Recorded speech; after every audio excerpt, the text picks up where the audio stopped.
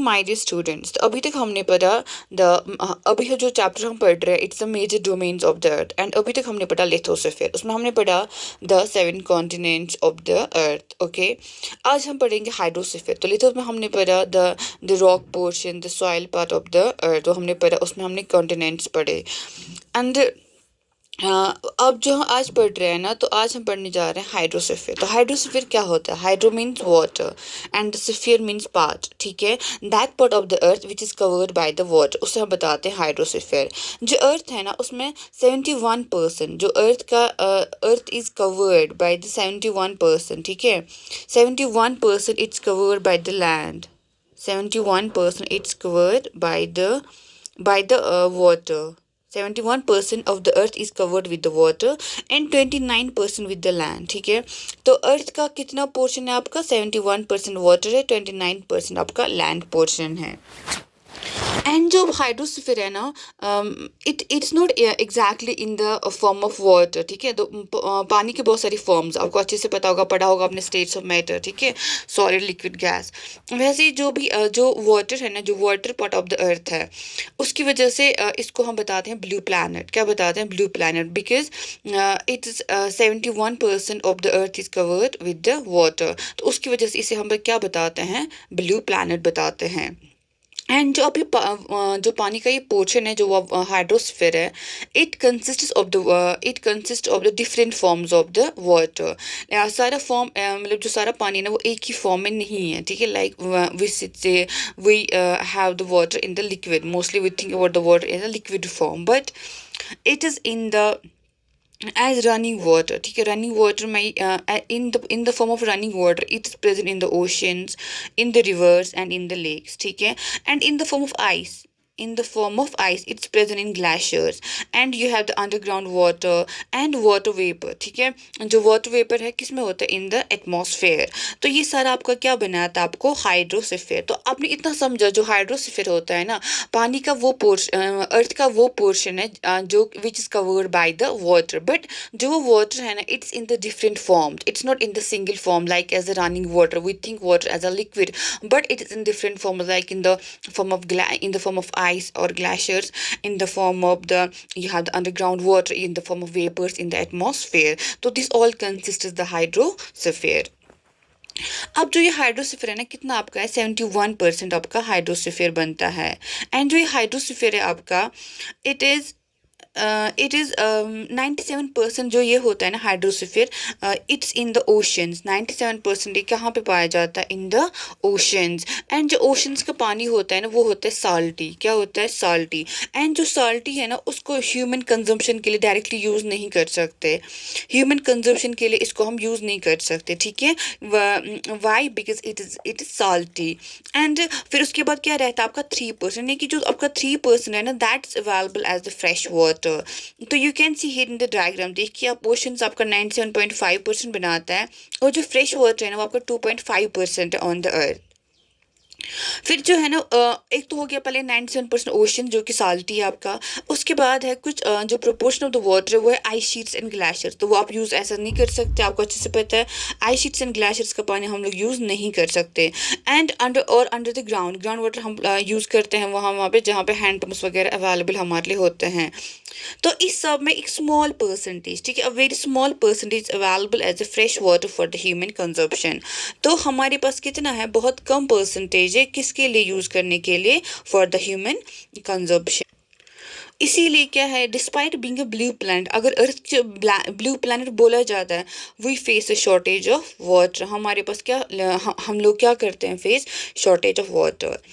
उसके बाद आता है आपका अब जो है ना, अब पहले हम ओशंस के बारे में पढ़ेंगे। ठीक है, अब जो 97% आपको क्या बनाता है? ओशंस बनाता है।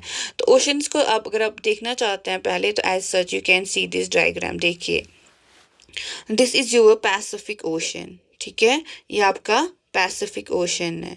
ठीक है, this is your Indian Ocean, this Atlantic, this is the, ये आपका अटलांटिक ओशन है, एस शेप्ड। ये आपका पैसिफिक है, अर्थ आपका राउंड है, तो ये भी पैसिफिक, ये भी पैसिफिक। ठीक है, and this is your southern ocean, जो एंटार्क्टिक है ना, एंटार्क्टिक के ऊपर 60 डिग्री तक आता है। And this is your Arctic ocean, जो आपका नॉर्थ पोल में आता है, वो आपका आर्टिक ओशन है north pole, and south pole में आपका साउदर्न ओशन है जो एंटार्क्टिका से 60 डिग्री साउथ तक होता है। फिर आपका ये अटलांटिक ओशन है in the mid of this north America, South America and Europe and Africa. फिर पैसिफिक ओशन दिस वन, ठीक है, इट्स राउंड, अर्थ एक राउंड है। एंड ये रहा आपका इंडियन ओशन, ये आपका इंडियन ओशन बनता है, ठीक है, it's a triangular in shape. Okay, okay, तो अब ओशंस में हम क्या पढ़ेंगे, हम पढ़ेंगे द 5 ओशंस। तो कौन से हैं आपके पास 5 major oceans? The 5 major oceans you have are the Pacific Ocean पहला, the Atlantic Ocean the second, the Indian Ocean the third, the Southern Ocean fourth, the Arctic Ocean. और ये जो इसका है ना in order of this size, यहाँ पे जो है ना ओशन ये सारे in order of the size है, यानी इट मीन्स कि सबसे जो बड़ा है वो पैसिफिक है, उसके बाद जो सेकेंड लार्जेस्ट है that's Atlantic, then the Indian, then the Southern Ocean, then the Arctic Ocean, ठीक है। जो पैसिफिक ओशन है ना ये सबसे लार्जेस्ट ओशन है, it's the largest ocean. And ये it's spread over 1/3 of the earth, कितने में, अर्थ के 1/3 में ये फैला है, 1/3 ऑफ द अर्थ में ये स्प्रेड है। एंड इसका जो deepest trench that's called Mariana trench, ये इंपॉर्टेंट है, you have to remember this Mariana trench, it is the deepest part of the earth, ठीक है, the deepest part of the earth is the Mariana trench. And the deepest part is the Mariana Trench, and the Pacific है ना it's almost circular in its shape, ठीक है, जो Pacific Ocean है it's almost circular in shape, जैसे मैंने बताया यहाँ से और यहाँ से, ठीक है, it's connected, ये earth is round, you know that, and it's a circular in shape। and एक साइड से इसे किसने you have the one side Asia, this is your Asia and the Australia, ठीक है, and the other side you have the North America and the South America। अगर आप देखना चाहते हैं आप देख सकते हैं, जो पैसिफिक ओशन है ना इसके इस साइड से, ठीक है, यहाँ से कौन है इसका, एक तो एशिया है, ठीक है, this is Asia and this is Australia, and in this side you have the north America and the south America, ये रहा आपका पैसिफिक ओशन, ठीक है। तो it's circular in shape, and एक साइड से इसको Asia Australia and north America South America इसी को ये कवर अप करता है। ओके, तो north and south America surround it. Okay, now look at the map, and अब आप देखिए मैप, उसके बाद आप देखिए मैंने आपको भी मैप दिखाया, एंड यू कैन चेक किस किस कॉन्टिनेंट को इसने सराउंड करता है। देखिए आपका एशिया ऑस्ट्रेलिया, ये आपका Pacific, North America South America, ये आपका पैसिफिक ओशन, ठीक है। तो पैसिफिक ओशन इन 4 कॉन्टिनेंट्स को सराउंड करता है, Asia Australia North America South America. आपको अच्छे से लर्न होना चाहिए which continents are surrounded by the Pacific Ocean. So these are the Asia Australia North America and the south America. Then the second largest ocean is your Atlantic Ocean. Which ocean? The Atlantic. You can see ये आपका Atlantic Ocean है, ठीक है, ये आपका Atlantic Ocean है सारा, this way। तो अटलांटिक ओशन है इट्स एस शेप, ये आपका एस शेप बन गया। Okay, it's flanked by the north and south America in the western side. तो नॉर्थ एंड साउथ अमेरिका है ना इट्स फ्लैंक्ड बाय देम, देखिए आपका नॉर्थ एंड साउथ अमेरिका है, ठीक है। And Europe and Africa on the, यहाँ से इसका यूरोप और अफ्रीका आता है, ठीक है। अटलांटिक ओशन को Europe and Africa in the eastern side and the north and the south America in the western side. Okay, हाँ, तो देखिए it's flanked by the north and south America on the western, ये western side से इसका north and the south America है the western side से। And Europe and Africa, देखिए Europe and Africa in the eastern side. The coast line of the Atlantic is highly indented, देखिए इसका coast line it's highly indented, this is the coast line of the Atlantic, ठीक है, it's highly indented. और you can see your the book diagram as such, देखिए आपका this is your this is the Atlantic ocean, ये आपका indented, इसका coast line indented इसको बताते हैं, ठीक है। एंड जो ये irregular and indented coast line है ना it makes the ideal location for the national harbours, ठीक है। नेशनल हार्बरिंग के लिए क्या बना रहे इसको आइडियल लोकेशन। हार्बर होता है why you can keep the ships वगैरह, जो शिप्स वगैरह जो भी हम करते हैं ना कार्गो से, जो भी लोडिंग वगैरह एंड सामान ट्रेड वगैरह हम करते हैं ना फ्रॉम द सी, तो उसके लिए ईजी हो जाता है ये national harbours and the ports, ठीक है, पोर्ट ये बनाता है। From the point of view of commerce it's the busiest ocean, ठीक है। तो आपका जो अटलांटिक ओशन है आपका क्या, it's the busiest ocean, it's the busiest ocean because of the indented coastal line. And इसमें इसका कौन कौन सा continent, in the eastern side you है Europe and Africa, and in the western side you है North and south America. Okay, then comes the third one, it's the Indian Ocean, ठीक है। Indian Ocean एक on, this is the only ocean जो क्या है, it's named after a country that's India. And इसका जो shape है ना, इट्स अ ट्रायंगुलर, कौन सा शेप है इसका, ट्रायंगुलर है। देखिए इसको ट्रायंगुलर शेप में, देखिए इंडियन ओशन है आपका, तो ये रहा इसका triangular shape, because of this Indian peninsula इसका ट्रायंगुलर शेप है। Okay, then the shape of in the north it's bound by Asia, ठीक है। नॉर्थ में ये किससे कनेक्ट कवर है, by the Asia. And in the west by Africa, west में इसके अफ्रीका एंड ईस्ट में ऑस्ट्रेलिया है। ओके, यू कैन सी दिस, जो इसका इंडियन ओशन है ना, इसके ईस्ट में कौन सा आपका, in the north you have Asia, ये आपका एशिया रह गया। And in the east Australia, in the west you have the Africa. तो जिसको ये क्या बनाते, ट्राइंगुलर बनाते हैं। फिर उसके बाद southern ocean, the last one is the Southern ocean, so this is your southern ocean, ये आपका साउदर्न ओशन है। Can you see this, this is your southern ocean. Antarctic के ऊपर है ना, टिल 60 डिग्री साउथ, ये आपका साउदर्न ओशन बन जाता है। So the Southern Ocean encircles the continent of Antarctica and extend northward to 60 degree south, ठीक है। कब तक, कहाँ से, एंटार्क्टिका से 60 डिग्री साउथ तक ये आपका बन जाता है साउदर्न ओशन। तो दी ये आपकी रही चार ओशन। अब लास्ट वन है द आर्टिक ओशन, कौन सा, जो आपके नॉर्थ पोल में, देखिए इसको, जो आर्टिक ओशन है ना, ये आपका कहाँ पे है, it's in the north pole. देखिए आर्टिक ओशन आपका in the north pole. The Arctic Ocean is located within the Arctic Circle and surrounds the North Pole.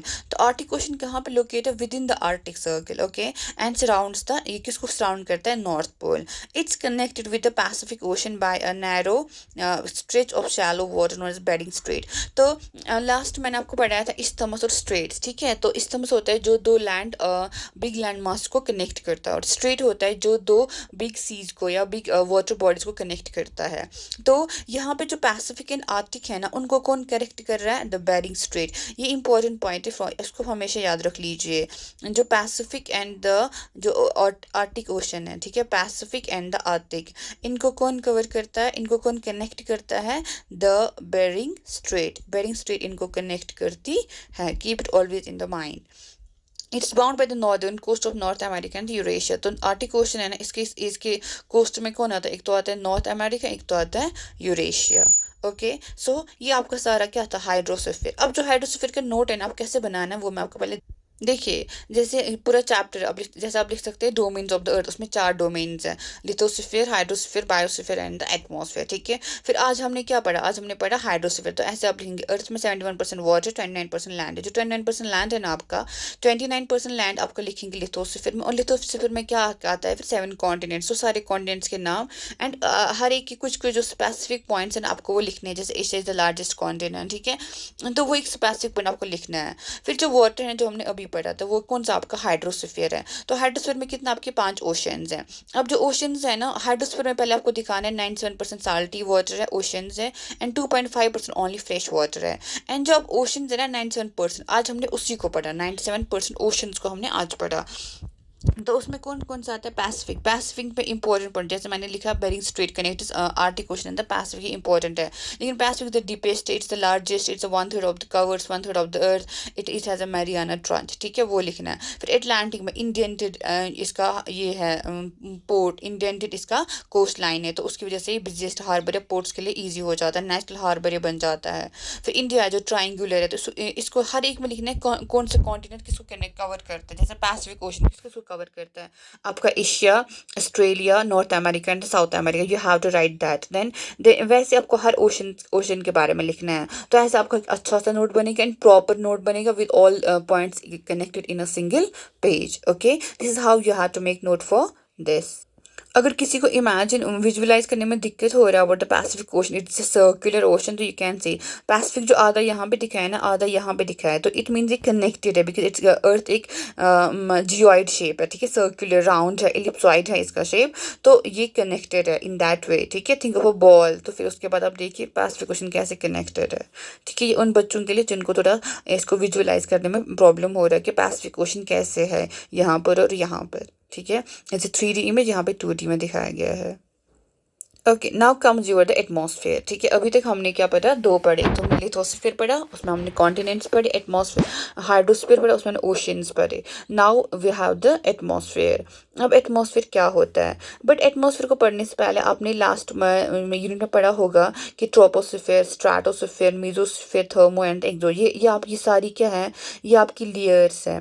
These are all the layers of the atmosphere. ठीक है, ये सारा क्या है, the layers of atmosphere.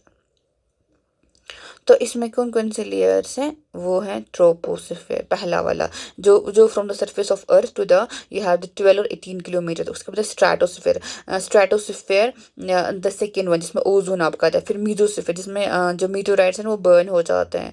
फिर thermosphere, फिर then comes the thermosphere and इसी में आपका सारा सैटेलाइट वगैरह जाता है। फिर एक्सोस्फेयर, जिसमें बहुत ज़्यादा कम डेंसिटी होता है in the of the gases. ठीक है, तो ये सारी क्या है आपके लेयर्स ऑफ द एटमॉस्फेयर, ये हमने अभी तक पढ़ा है। जो आपका प्लेन है वो कहाँ उड़ता है, अबो द ट्रोपोस्फेयर, जहाँ पे क्लाउड्स यानी क्लाउड्स के ऊपर आपका प्लेन उड़ता है। ओके, हाँ, एंड स्ट्रेटोस्फेयर में क्या है आपका, है इसमें ओजोन। तो ये हमने अभी तक आपने पिछले चैप्टर में पढ़ा होगा अच्छे से कि ये था, ये आपका सारा क्या है, लेयर्स ऑफ द एटमॉस्फेयर। तो आज हम कुछ और इसके बारे में पढ़ेंगे। एंड व्हाट्स दैट, तो हमने पहले पढ़ा आपको जो अर्थ है ना, it's covered by layer of gases, जिनको हम बोलते हैं एटमॉस्फेयर। ठीक है, ये जो ब्लैंकेट ऑफ द एयर है ना, ये एक इंटीग्रल इंपॉर्टेंट पार्ट है आपका प्लानट का। क्यों, क्योंकि ये हमें क्या प्रोवाइड करता है, एयर। जो हम एयर ब्रीथ करते हैं वो हमें कौन प्रोवाइड करता है, द एटमॉस्फेयर। और ये हमें बचाता है, किससे बचाता है, from the harmful rays of the sun. And the atmosphere of extends, जो एटमोसफेयर इट एक्सटेंड्स कहाँ तक एक्सटेंड करता है, up to height of about 1600 kilometre. यानी जो आपका थर्मोस्फेयर है ना, आप मानिए इट्स टू द 1600 किलोमीटर। और you can think of exosphere. The atmosphere is divided into 5 layers. कितने लेयर्स का है ये, 5। जो मैंने आपको यहाँ से ये जो 5 लेयर्स मैंने आपको बताई, ये 5 में ये डिवाइडेड है। And these layers start from earth surface. कहाँ से स्टार्ट होते, from the earth surface. Earth surface से लेयर स्टार्ट हो जाती है, हर एक layer. And these layers start from the earth surface. इनको क्या बोलते हैं, ट्रोपोस्फेयर। पहला ट्रोपोस्फेयर है, उसके बाद स्ट्रैटो जो मैंने पढ़ा है आपको, the meso, the thermo, the exosphere. ठीक है, ये मैंने आपको सारे बताई। फिर जो एटमॉस्फेयर है, it's compose mainly of nitrogen. किसका ये बना होता है, नाइट्रोजन और ऑक्सीजन का बना होता है। कौन, एटमॉस्फेयर। जो हमारा क्या बनाते हैं, 99% of the clean dry air. तो जो एटमॉस्फेयर है ना, मेनली वो किसका बना होता है आपका, जो एटमॉस्फेयर है, it's mainly composed of two gases. One is the nitrogen, the another one is the oxygen. The nitrogen is the 78%. कितना है nitrogen, 78%, and the oxygen you have the 21% in the atmosphere. तो nitrogen आपका 78%, oxygen आपका 21%। And जो बाकी gas है, जैसे carbon dioxide है, आर्गन है, other comprise of the 1% of by volume. ठीक है, जो बाकी है ना, कार्बन डाइऑक्साइड है, आर्गन है, एंड कुछ और गैस है ना, वो 1% करते हैं, बनाते हैं by volume. Oxygen is the breath of the life. ठीक है, जो ऑक्सीजन है, it's the breath of the life, while जो nitrogen helps in the growth of living organisms. जो ऑक्सीजन है ना, because of that the life exist on the earth. ठीक है, ऑक्सीजन ही तो है ना जो सारा यूटिलाइज हम करते हैं फॉर द ब्रीदिंग। ठीक है, जो नाइट्रोजन है वो किस में हेल्प करता है आपको, growth of the living organism, वो ग्रोथ में हेल्प करता है। एंड जो कार्बन डाइऑक्साइड है वो क्या बन करता है आपका, वो इवन के यहाँ बहुत कम अमाउंट में है, लेकिन इट एब्जॉर्ब्स द हीट। ये क्या करता है, हीट को एब्जॉर्ब करता है। कौन सी वाली हीट को, जो अर्थ रेडिएट करती है। कब रेडिएट करती है, देखो जैसे दिन में सूरज होता है। ठीक है, दिन में यह आता है सनलाइट, एंड जो सनलाइट है ना वो अर्थ के एटमॉस्फेयर में, ठीक है, इट्स इनकमिंग इंसोलेशन जो आती है पूरा दिन। ठीक है, जब उसके बाद रात हो जाती है, मतलब जो अर्थ है ना, it's continue rotating and the revolution, दोनों मोमेंट्स करती है ये। तो उसके बाद जो सन है ना, अब वो दूसरे अर्थ के दूसरे एरियाज पे उसकी रोशनी आ जाती है, एंड जिस एरिया पे अभी तक दिन था वहाँ पे अब रात हो जाएगी। एंड रात को क्या होगा, जो दिन भर सन की रेडिएशन अर्थ पे आई है, वो अब अर्थ क्या करेगी, रेडिएट करेगी बैक। ठीक है, इमिट करेगी उन रेडिएशंस को बैक। आप ऐसे समझ लीजिए जैसे कोई चीज़ होती है जिसको हम गैस स्टोव पे या इंडक्शन पे पहले क्या करते हैं, पकाते हैं, ठीक है, बॉईल करते हैं, फिर उसको नीचे रखते हैं, ठीक है। उसके बाद क्या होता है, वो जो होता है ना वो बर्तन या पानी वो क्या करता है, हीट रेडिएट मतलब इमिट करता है जो उसने एब्जॉर्ब करी होती है फ्रॉम द इंडक्शन, ठीक है। एंड फ्रॉम दैट हीट जो वो क्या करता है, इमिट करता है, क्यों करता है, तभी वो ठंडा हो जाता है ना। जैसे पानी को हम सुबह करते हैं उबालते हैं फॉर द पीने के लिए, किसी और चीज़ या दूध को हम उबालते हैं, फिर उसके बाद दूध क्या होता है, अगर फिर 2-4 घंटे के बाद दूध ठंडा हो जाता है, क्यों ठंडा हो जाता है, बिकॉज उसने जो सारी हीट एब्जॉर्ब करी होती है, उसने जो हीट एब्जॉर्ब करी होती है फ्रॉम दैट इंडक्शन और गैस स्टोव, उसके बाद वो उस हीट को क्या करता है, रेडिएट बैक करता है, इमिट बैक करता है दैट हीट, एंड उसकी वजह से वो ठंडा हो जाता है। ओके, इज दैट ओके, इतना आपको समझ आया।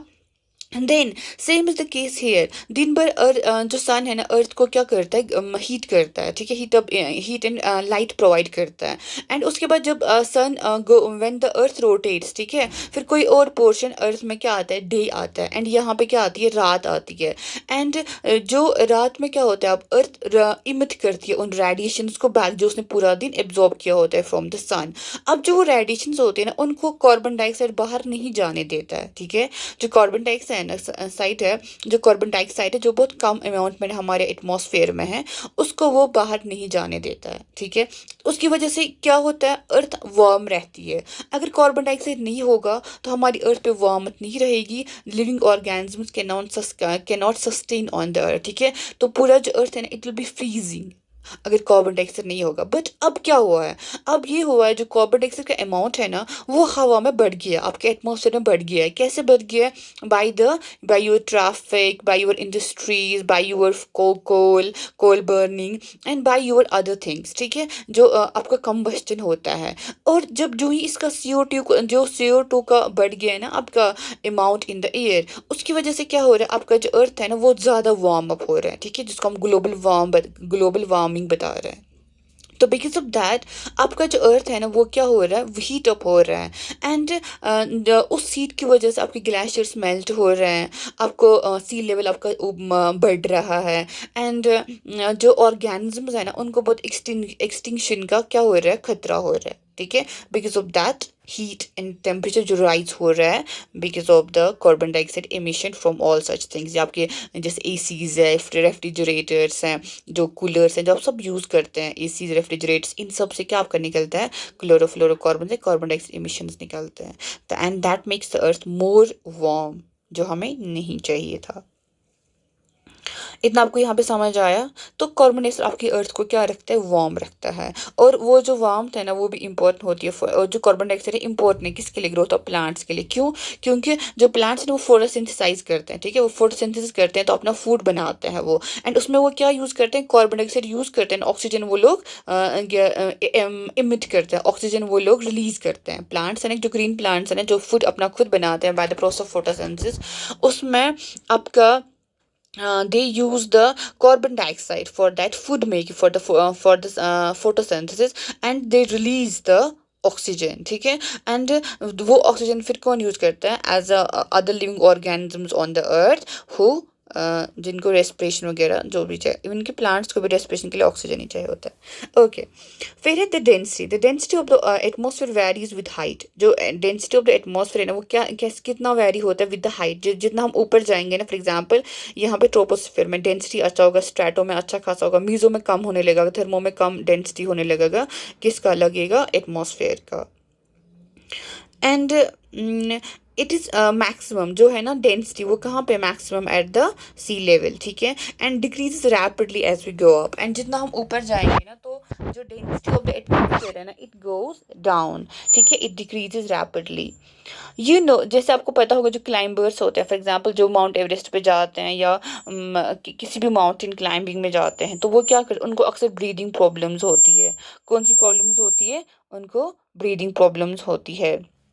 क्यों होती है? क्योंकि जो डेंसिटी ऑफ द एयर है ना वो डिक्रीज होती है जो ही हम ऊपर जाते हैं, जो ही हम माउंटेन्स या क्लाइंबिंग जाते हैं इन द हायर एटमॉस्फेयर। तो इसलिए उनको क्या करना पड़ता है, उनको ऑक्सीजन सिलेंडर कैरी करना पड़ता है ताकि वो ब्रीथ करे at the high altitudes. And एक तो डेंसिटी ऑफ द एयर कम हो जाता है, दूसरा क्या हो जाता है, जो टेम्परेचर है ना वो भी डिक्रीज हो जाता है जो ही हम ऊपर जाते हैं। Temperature also decrease as we go upwards. हो गया सेकंड, एक तो हो गया डेंसिटी कम होता है, टेम्परेचर भी कम हो जाता है। एंड द थर्ड वन क्या हो जाता है, द एटमॉस्फेयर है ना it exerts pressure on the अर्थ। जो आपका एटमॉस्फेयर है ना वो आप पे प्रेशर एक्सर्ट करता है, जो आपने पूरा जो एयर आपने लेके रखा है ना ऑन द अर्थ, जो अर्थ ने पूरा एटमॉस्फेयर को पकड़े रखा है। कैसे पकड़े रखा है? By the gravity. वो जो आपका एटमॉस्फेयर है ना अब पूरी अर्थ पे क्या करता है, एक प्रेशर एक्सर्ट करता है। क्या करता है एक्सर्ट? एक एटमॉस्फेरिक प्रेशर। एंड जो ये प्रेशर है ना it varies from place to place. कुछ एरियाज क्या करता है, it they experience high pressure, and कुछ एरियाज में लो प्रेशर आपको फील आता है। एंड जो एयर है ना वो कैसे मूव करता है, it move from the high pressure to the low pressure, and moving air is called wind. तो जो प्रेशर डिफरेंस है ना, प्रेशर ग्रेडियंट है ना, उसकी वजह से आपकी जो एयर है ना वो मूव करती है from the one place to ना अनदर प्लेस। एंड कैसे मूव करती है? From the high pressure to the low pressure. And फिर जो मूविंग एयर है उसको बताते हैं विंड। समझ आया? तो it was from all from the atmosphere. ठीक है, ये आपने क्या पढ़ा? सारा एटमॉस्फेयर। यहाँ पे आप देख सकते हैं माउंटेनियर जो माउंटेन्स पे चढ़ते हैं तो इनके लिए मस्ट होता है ऑक्सीजन सिलेंडर। क्यों? क्योंकि density of the air decreases and also temperature decreases, and the third one is your pressure भी डिक्रीज हो जाता है। तो this is how the atmosphere works in our earth, on the earth. Now the last one is the biosphere. ठीक है, lithosphere हमने पहले पढ़ा था, अभी हमने हाइड्रो पढ़ा, एंड देन हमने एटमॉस्फेयर पढ़ा।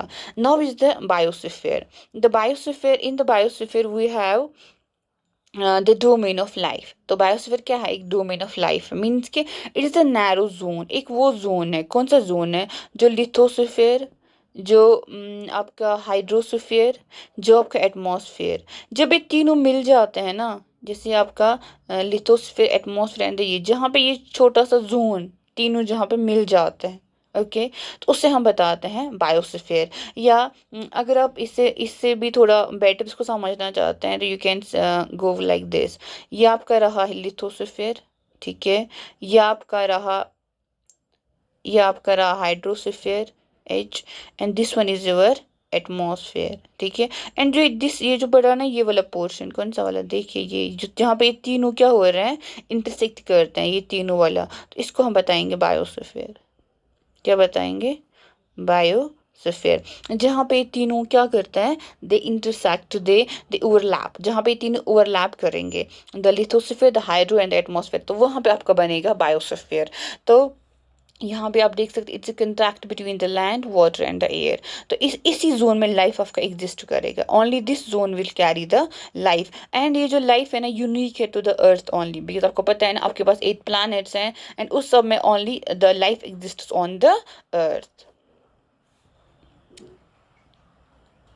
एंड जो लाइफ है ना ऑन द अर्थ है, इसमें सिर्फ इन मतलब ओनली जैसे हम लोग लाइफ देखते हैं, हम जो ह्यूमंस को देखते हैं, तो that is not the case. बहुत सारी स्पीशीज ऑफ द ऑर्गेनिजम्स है जो जो दैट वेरी इन साइज, जो बहुत छोटे होते हैं, वेरी डिफरेंट साइजेस के होते हैं, जो बहुत डिफरेंट साइजेस के होते हैं। कहाँ से? फ्रॉम द माइक्रोब्स, ठीक है, microbes and the bacteria to the huge mammals. जो आपके यहाँ माइक्रोब्स बैक्टीरिया देखे जाते हैं to the huge mammals, mammals जैसे वेल है, एलिफेंट है, देर ऑल द मैमल्स। आपको पता है तो मैमल्स किन्हें बताते हैं? Who give birth to the offsprings, उन्हें हम मैमल्स बताते हैं, एंड हु फीड देम। ठीक है, तो वो होते हैं मैमल्स। या हु गिव गुड, जो भी होता है ना, लाइक दूध वगैरह जो देते हैं तो their offsprings, and who give birth to the offsprings, उन्हें हम बताते हैं मैमल्स। तो all the living organisms including humans are linked to each other and the biosphere for the survival। तो सारे जो लिविंग बींग्स है ना, जो कि इवन ह्यूमंस है ना, ये सब एक दूसरे क्या है, कनेक्टेड है। एंड बायोस्फीयर में सारा सबका सर्वाइवल पॉसिबल है जब सब क्या साथ मिलके they are interdependent, they are linked with each other. The organisms in the biosphere may broadly be divided into the plant kingdom and the animal kingdom. कितने kingdoms हैं? एक तो आपका plant kingdom है, this is the one, and the another one is your animal kingdom. ठीक है, दो kingdoms आपके biosphere में है, एक है plant, एक है animal. एंड जो आपके three domains of the earth है ना इंटरेक्ट विच ईच अदर. जो थ्री डोमेन्स कौन है आपके? लिथोस्फीयर है, बायोस्फीयर, लिथोस्फीयर है, हाइड्रोस्फीयर, एटमॉस्फेयर है. They interact with each other. तीनों स्फीयर्स क्या करते हैं? Interact with each other and affect each other in some way or the other. जैसे कि कैसे एक दूसरे को अफेक्ट करते हैं लिथोस्फीयर, बायोस्फीयर, एटमॉस्फेयर? देखिए कैसे करते हैं. जैसे कि कटिंग ऑफ फॉरेस्ट, ठीक है, for fulfilling our needs of world. हम लोग क्या करते हैं? फॉरेस्ट को कट करते हैं. हमें क्या चाहिए? लकड़ी चाहिए. किस लिए? मकान बनाना है, इंडस्ट्री बनाना है, कुछ भी बनाना है. और क्लियरिंग लैंड फॉर एग्रीकल्चर, ठीक है, जो may lead to fast removal of soil from slopes. जैसे हम लोग लैंड को क्या करते हैं, जैसे कहीं पे बहुत सारे ट्रीज होते हैं ना, मतलब बहुत सारी जगहों पे ट्रीज होते उगते हैं, एंड हम उसको क्लीन करते हैं. किसके लिए? हमें वहाँ पे एग्रीकल्चर करना है, कोई क्रॉप वहाँ पे बनाना है. तो इससे क्या होता है? इससे जो आपका स्लोप्स का सॉइल है ना वो रिमूव हो जाता है. स्लोप ऑफ जो स्लोप्स पे सॉइल होती है ना वो रिमूव. स्लोप क्या होता है? जहाँ पे जिस स्लोप बनाता है, जहाँ से इजी होता है टू स्लिप ऑफ, उसे कहते हैं स्लोप. तो सिमिलरली अर्थ सरफेस में भी change due to the natural calamities like earthquakes. और एक तो इंसान जो हम करते हैं, हमने कहीं पे पेड़ काटे, कहीं पे एग्रीकल्चर के लिए यूज़ किया किसी खेत को, ये सब हमने किया. उसके बाद दूसरा क्या होता है? अर्थ में जैसे कोई प्रोसेस होता है, ठीक है, कौन सा होता है? जैसे अर्थक्वेक्स आते हैं, सुनामीज आते हैं वगैरह. तो जो ही अर्थक्वेक्स आते हैं ना तो वहाँ पे क्या होता है? सबमर्जेंस ऑफ लैंड होता है. बहुत जगहों पर जो लैंड है वो दब जाता है. या in the case of as in the case of tsunami recently, जैसे आपने सुनामी देखा होगा, तो वहाँ पे कैसे लैंड जो है ना वो क्या हो रहा है? सबमर्ज हो रहा है. Parts of Andaman and Nicobar were submerged under water. तो इसमें जो कुछ थे ना, कौन से parts? Andaman and Nicobar islands है ना, उनके जो कुछ पार्ट्स है ना they were submerged under water. And discharge of waste material into lakes and the rivers makes the water unsuitable for human use. And जो वेस्ट मटेरियल होता है ना, डिस्चार्ज किस में हम डालते हैं? जो लेक्स में आ जाता है, रिवर्स में जाता है, वो ह्यूमन कंजप्शन के लिए अनसूटेबल हो जाता है. तो इन सबको किसने अब गंदा किया? इंसान ने गंदा किया. And it also damage other forms of life. और ये अदर फॉर्म्स ऑफ लाइफ को भी डैमेज करता है. अदर फॉर्म्स ऑफ लाइफ किसको बताएंगे? जैसे एक्वाटिक है आपका, जो भी आपको पानी में रहते हैं, फिशेस रहती है, प्लांट्स रहते हैं, और भी सारे जो भी प्लैंकटॉन, जू प्लैंकटॉन, फाइटोप्लैंकटॉन, सारे जो भी हैं in the water, in the aquatic life, वो सारे इससे अफेक्ट हो जाते हैं. उनकी लाइफ को भी इससे खतरा हो जाता है. कैसे? जो ही हम अपना सारा जो वेस्ट मटेरियल है वो कहाँ पे हम डालते हैं? लेक्स एंड द रिवर्स में, चाहे वो इंडस्ट्रीज का हो, घरों का हो, सैनिटेशन का हो, तो ये सारा इससे खराब हो जाता है. Then emission from the industries. फिर जो निकलती है हवा, कहाँ से? इंडस्ट्री से निकलती है, थर्मल पावर प्लांट से निकलते हैं, एंड व्हीकल से निकलते हैं. जैसे धुआं जो निकलता है वो हमारे एयर को पोल्यूट करता है. किसको पोल्यूट करता है? एयर को. Carbon dioxide is an important constituent of air, वो मैंने आपको पहले ही बताया. एंड जब उसमें इंक्रीज होता है, वो भी मैंने आपको समझाया पहले ही, जब इंक्रीज होता है carbon dioxide, it leads to increase in the global temperature. उसकी वजह से क्या होता है? ग्लोबल टेम्परेचर इंक्रीज हो जाता है. किसकी वजह से? जब कार्बन डाइऑक्साइड का अमाउंट हवा में इंक्रीज हो जाता है तो ग्लोबल टेम्परेचर भी इंक्रीज हो जाता है. This is termed as global warming. इसको हम क्या बताते हैं? Global warming. There is thus a need to limit the use of resources of the earth. इसलिए हमें क्या ज़रूरत है? हमें ज़रूरत है कि जो भी हम अर्थ के रिसोर्सेज यूज़ कर रहे हैं ना उस पर एक लिमिट लगाए. हम इतना जो हम यूज़ कर रहे हैं ना इतना हमें नहीं करना चाहिए. So that to maintain the balance of nature between the domains of the lithosphere, the atmosphere and the hydrosphere. ताकि एक बैलेंस बना रहे. किस में बना रहे? इन तीनों डोमेन्स ऑफ द अर्थ में, जो कि हम लोगों ने बिगाड़ के रखा है. ठीक है. So that was all from this chapter. हमने इसके साथ ये चैप्टर कंप्लीट किया, the major domains of the.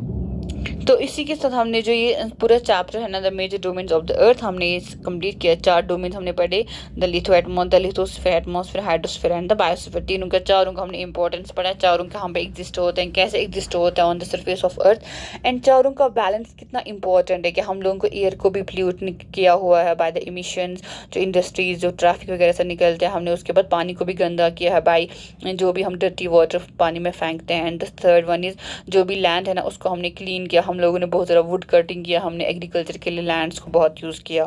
तो ये सब से हमने क्या किया और इन सारे डोमेन्स पे हमने इम्पैक्ट किया।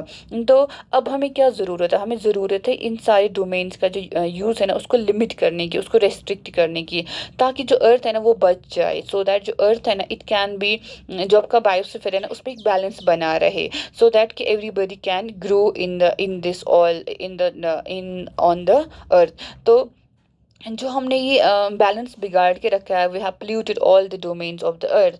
तो उसकी वजह से हमारी अर्थ में क्या ज़रूरत है, रिसोर्सेज को लिमिट करने की ज़रूरत है। And you have one more activity जो आपको यहाँ पे कर, देखिए आपकी एक्टिविटी जो है आपको बताना है काउंट स्क्वायर, स्क्वायर काउंट करने हैं 1 2 3 4 ऐसे, ठीक है। उसके बाद बताना है नेम द लार्जेस्ट कॉन्टिनेंट, इसमें बताइए सबसे बड़ा कॉन्टिनेंट कौन है, कौन सा है, यूरोप और ऑस्ट्रेलिया। जो यूरोप है ना, ये आपका यूरोप है, ये आपका ऑस्ट्रेलिया है, दोनों में बताइए कौन सा बड़ा कॉन्टिनेंट है। हम इसको क्या करना है, आपको स्क्वायर्स में काउंट करना है। तो यूरोप में कितने हैं, 1 2 3 4 5 6 7 8 9 10, तो यूरोप में 10 स्क्वायर्स हैं। In the Australia you have 1 2 3 4 5 6 7 8 squares only. तो which is the largest, which is the biggest, इन दोनों में से लार्जर कौन, which is the larger continent, तो larger one is the Europe, Europe out of Europe and Australia. तो देखिए पूरे में कौन सबसे बड़ा है, एशिया, दूर से ही दिखता है कि एशिया में मैक्सिमम स्क्वायर्स है, ठीक है। तो उसके बाद कौन सा आपको लगता है, अफ्रीका लगता है, या फिर North America, South America, then Antarctica और द यूरोप और द ऑस्ट्रेलिया। ओके, तो इसी के सामने सारा चैप्टर कंप्लीट किया। See you in the next one, till then take care.